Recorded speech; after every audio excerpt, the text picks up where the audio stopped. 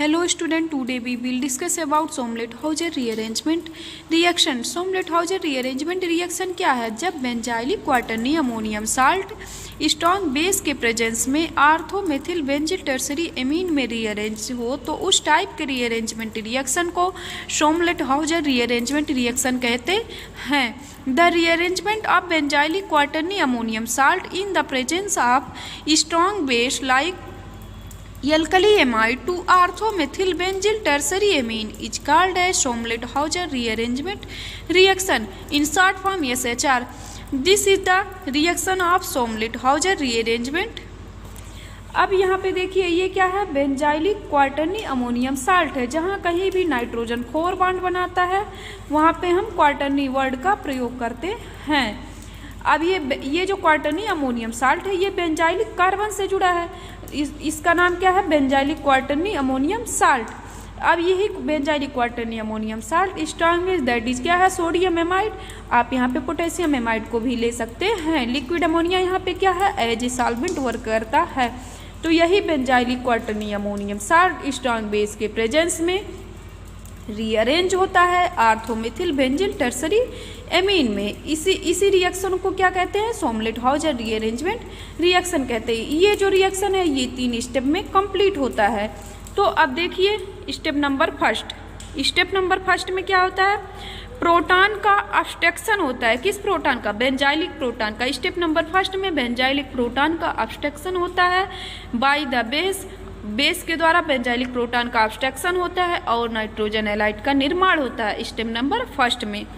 तो अब देखिए ये है बेंजाइलिक कार्बन.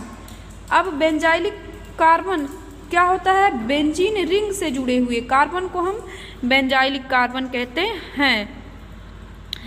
बेंजीन रिंग से जुड़े हुए कार्बन को हम बेंजाइलिक कार्बन कहते हैं और बेंजाइलिक कार्बन से जुड़े हुए हाइड्रोजन को हम बेंजाइलिक हाइड्रोजन कहते हैं. तो यहाँ पे बेंजाइलिक हाइड्रोजन कितना है? 2 है. 1 2.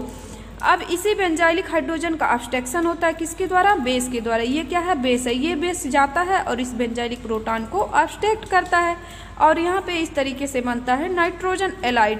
अब ये नाइट्रोजन एलाइड फर्स्ट बनता है जो इक्विलिब्रियम में जाता है नाइट्रोजन एलाइड सेकेंड के. नाइट्रोजन एलाइड फर्स्ट ज़्यादा स्टेबल है देन नाइट्रोजन एलाइड सेकेंड के.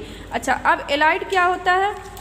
Neutral dipolar species is known as allied.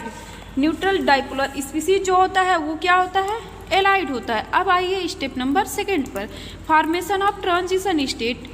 अब स्टेप नंबर सेकेंड में क्या होता है? इंट्रामॉलिक्यूलर रीअरेंजमेंट के द्वारा ट्रांजिशन स्टेट का फॉर्मेशन होता है. अब देखिए यहाँ पे क्या है कि ये जो बॉन्ड बना है ये कार्बन और नाइट्रोजन के बीच में बॉन्ड बना है. अब कार्बन और नाइट्रोजन के बीच का बॉन्ड ब्रेक होना है और बॉन्डिंग इलेक्ट्रॉन किधर की तरफ शिफ्ट होंगे? इस नाइट्रोजन की तरफ शिफ्ट होंगे. क्यों शिफ्ट होंगे? क्योंकि कार्बन और नाइट्रोजन में किसकी इलेक्ट्रोनेगेटिविटी ज़्यादा है? नाइट्रोजन की. अब यहाँ पे भी ये बॉन्ड ब्रोकन होना है. अब ये जो बॉन्डिंग इलेक्ट्रॉन है वो किधर की तरफ शिफ्ट होंगे? इस कार्बन की तरफ शिफ्ट होंगे. क्यों शिफ्ट होंगे? क्योंकि ये जो कार्बन है वो किस टाइप के कार्बन से जुड़ा है? इलेक्ट्रॉन डिफिशिएंट कार्बन से जुड़ा है. इसलिए ये जो इलेक्ट्रॉन है, बॉन्डिंग इलेक्ट्रॉन है, वो इस कार्बन की तरफ शिफ्ट होंगे. और इसका रीजन एक ये भी है कि इधर की तरफ अगर बॉन्डिंग इलेक्ट्रॉन शिफ्ट होंगे तो ये जो कार्बन है ये निगेटिवली चार्ज है और यहाँ पे निगेटिव चार्ज आ जाएगा. तो निगेटिव चार्ज के बीच में क्या होगा? बॉन्ड बनेगा नहीं, रिपल्सन फोर्स वर्क करेगा. That why this bonding electron shift towards this carbon. Then after आप देखिए इसी को ट्रांजिशन स्टेट के द्वारा दिखाया गया है. अब यहाँ पे देखिए ये जो ट्रांजिशन स्टेट है यहाँ पे क्या है? ये जो ब्रोकन लाइन है वो ही रिप्रेजेंट कर रहा है कि यहाँ पे बॉन्ड ब्रेक हो रहा है. यहाँ पे बॉन्ड ब्रेक हो रहा है. Bond broken and forming step को हम किसके द्वारा रिप्रेजेंट करते हैं? ब्रोकन लाइन के द्वारा या डॉटेड लाइन के द्वारा. तो यहाँ पे बॉन्ड ब्रेक हो रहा है, यहाँ पे बॉन्ड फॉर्म हो रहा है, यहाँ पे बॉन्ड ब्रेक हो रहा है, यहाँ पे बॉन्ड फॉर्म हो रहा है. तो इसी को ये ट्रांजिशन स्टेट के बाद अब क्या बनता है? एक इंटरमीडिएट बनता है जिसका नाम है इक्जोमेथिलीन कंपाउंड. अब आप देख सकते हैं कि यहाँ पे डबल बॉन्ड कैसे आया। आप देख सकते हैं कि यहाँ पे बॉन्ड एक पहले से था, एक बॉन्ड और बन रहा था, तो यहाँ पे क्या हो गया, इस तरीके से डबल बॉन्ड हो गया। यहाँ पे डबल बॉन्ड था जो कि ब्रेक हो रहा था, तो इस तरीके से यहाँ पे सिंगल बॉन्ड आ जाता है, यहाँ पे डबल बॉन्ड, और यहाँ पे बॉन्ड फॉर्म हो रहा था, तो यहाँ पे देखिए बॉन्ड बन गया। अब स्टेप नंबर थर्ड पर आइए। स्टेप नंबर थर्ड में क्या होता है, एरोमेटाइजेशन और टेट्रामेराइजेशन होता है। एरोमेटाइजेशन क्या होता है, जब बेंजीन रिंग एरोमेटिसिटी को गेन करती है तो उस प्रोसेस को बोलते हैं एरोमेटाइजेशन।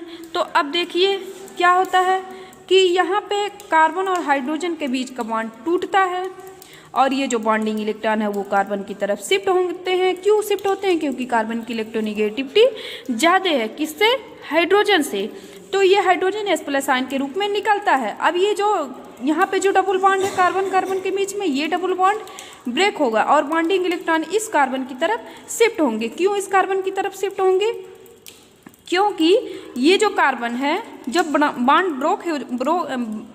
बॉन्ड ब्रेक हो जाएगा तब यहाँ पे क्या होगा, ये कार्बन निगेटिव चार्ज को एक्वायर कर लेगा। ये जो कार्बन है ये निगेटिव चार्ज को एक्वायर कर लेगा, और अगर बॉन्ड इधर की तरफ शिफ्ट होंगे तो यहाँ पे बॉन्ड बन नहीं पाएगा। ये दोनों क्या हो जाएंगे, दोनों कार्बन इलेक्ट्रॉन रिच हो जाएंगे, दोनों कार्बन निगेटिव चार्ज को एक्वायर कर लेंगे, जिसके कारण क्या होगा, रिपल्सन फोर्स वर्क करेगा और बॉन्ड का फॉर्मेशन नहीं हो पाएगा। इसीलिए जो डबल बॉन्ड है ये बॉन्डिंग इलेक्ट्रॉन इस कार्बन की तरफ शिफ्ट होते हैं। अब इस तरीके से क्या हो गया, ये जो कार्बन है ये निगेटिव चार्ज एक्वायर करता है, और यहाँ से H+ आयन निकलता है, इस कार्बन से आकर के जुड़ जाता है, और ये कार्बन निगेटिव चार्ज और ये कार्बन पॉजिटिवली चार्ज, तो पॉजिटिव निगेटिव जहाँ कहीं भी रहता है वहाँ पे बॉन्ड बनता है। तो इस तरीके से अब देखिए यहाँ पे क्या बन जाता है, डबल बॉन्ड बन जाता है, और यहाँ पे मेथिल ग्रुप बन जाता है। अब यही क्या है, आर्थो, ये किस पोजीशन पे है, ये देखिए ये आर्थो पोजीशन है, तो ये आर्थो पोजीशन पर मेथिल है, ortho methyl benzyl tertiary amine, इस प्रोडक्ट का क्या नाम है, ortho methyl benzyl tertiary amine. तो इस तरीके से क्या होता है, ortho methyl benzyl tertiary amine बन जाता है। अच्छा, एक बात आपको ये भी बता दें, टेट्रामेराइजेशन क्या होता है, जहाँ कहीं भी हाइड्रोजन का इंट्रामॉलिक्यूलर ट्रांसफ़र हो, जहाँ कहीं भी इंट्रामॉलिक्यूलर ट्रांसफ़र हो रहा है हाइड्रोजन का, तो उसे हम बोलते हैं टेट्रामेराइजेशन। टेट्रामेराइजेशन में क्या होता है, इंट्रामॉलिक्यूलर ट्रांसफ़र ऑफ हाइड्रोजन का इंट्रामॉलिक्यूलर ट्रांसफ़र होता है, तो उसे ही हम बोलते हैं टेट्रामेराइजेशन। अब देखिए यहाँ पे हाइड्रोजन निकला है और यहाँ पे आकर के जुड़ गया, तो हाइड्रोजन एक जगह से टूटा है, निकला है और एक जगह जा कर के जुड़ा है, तो ये मॉलिक्यूल के अंदर ये सारे प्रोसेस हो रहे हैं ना, तो इसे ही बोलते हैं टेट्रामेराइजेशन। तो इसलिए हम इसे बोल रहे हैं एरोमेटाइजेशन, क्योंकि ये जो एरोमेटिक रिंग है ये एरोमेटिसिटी को गेन कर रही है। और टेट्रामेराइजेशन क्यों बोल रहे हैं, क्योंकि हाइड्रोजन का इंट्रामॉलिक्यूलर ट्रांसफ़र हो रहा है। अब आप लोग देखिए कि ये जो रिएक्शन है वो इंट्रामॉलिक्यूलर है, कैसे हम जानेंगे, तो various crossover product shows that the nature of the reaction is intramolecular।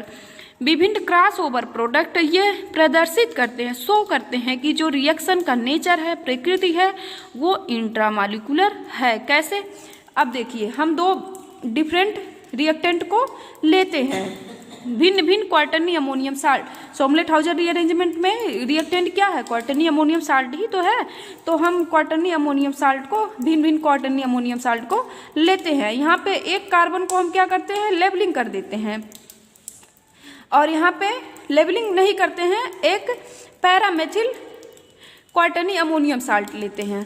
अब इन दोनों के बीच में क्या करते हैं, रिएक्शन कराते हैं। तो अब देखिए जब रिएक्शन होता है इन दोनों के बीच में तो कोई क्रॉसओवर प्रोडक्ट नहीं बनता है, जिससे ये सिद्ध होता है कि प्रूव होता है कि जो रिएक्शन का नेचर है वो इंट्रामॉलिक्यूलर है। ठीक, अब कुछ एप्लीकेशन है सोमलेट-हाउज़र रीअरेंजमेंट के, तो चलिए हम लोग देखते हैं। The most important application of Sommelet Hauser rearrangement is that we can introduce 5 methyl group in benzene ring. तो इसका सबसे महत्वपूर्ण एप्लीकेशन ये है कि हम लोग 5 मेथिल ग्रुप को बेंजीन रिंग में जोड़ सकते हैं, इंट्रोड्यूस कर सकते हैं। और आप ये भी जानते हैं कि जो श्रोमलेट हाउजर रीअरेंजमेंट में जो प्रोडक्ट होता है वो टर्सरी एमीन होता है। तो इसलिए हम लोग को इस टर्सरी एमीन को जो प्रोडक्ट बनेगा, इस टर्सरी एमीन को नीड है, ज़रूरत है क्वार्टरनी अमोनियम साल्ट में कन्वर्ट करने के लिए। तो हम लोग जब एक स्टेप करवा लेते हैं, एक मेथिल ग्रुप को इंट्रोड्यूस कर देते हैं, तो उस प्रोडक्ट को दोबारा क्वार्टरनी अमोनियम साल्ट में कन्वर्ट करते हैं। कैसे करते हैं आप यहाँ पे देख सकते हैं कि यहाँ पे मिथिल आयोडाइड है, इससे रिएक्शन करा देते हैं।